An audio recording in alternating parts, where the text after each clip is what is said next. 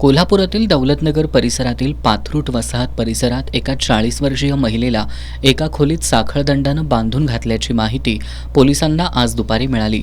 याची माहिती मिळताच राजारामपुरी पोलीस ठाण्याचे पोलीस निरीक्षक सुशांत चव्हाण, स्थानिक गुन्हे शाखेचे पोलीस निरीक्षक रवींद्र कळमकर यांनी तात्काळ पोलीस फौजफाट्यासह घटनास्थळी धाव घेतली। या ठिकाणी एका खोलीमध्ये एका 40 वर्षीय महिलेला साखळदंडांनी बांधून घातलं होतं।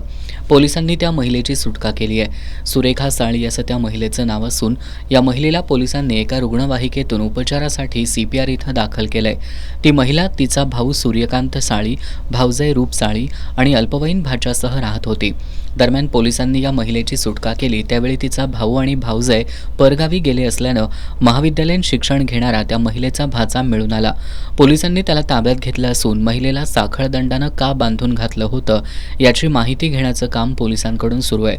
आज ही घटना उघडकीस आली त्यावेळी परिसरात बघ्यांनी मोठी गर्दी केली होती। त्यामुळे या परिसरात काही काळ तणावाचं वातावरण निर्माण झालं होतं। सायंकाळी या प्रकरणी भाऊ सूर्यकांत साळी, भाऊजाई रूपा साळी आणि अल्पवयीन भाच्याच्या विरोधात राजारामपुरी पोलिसात गुन्हा दाखल करण्यात आलाय।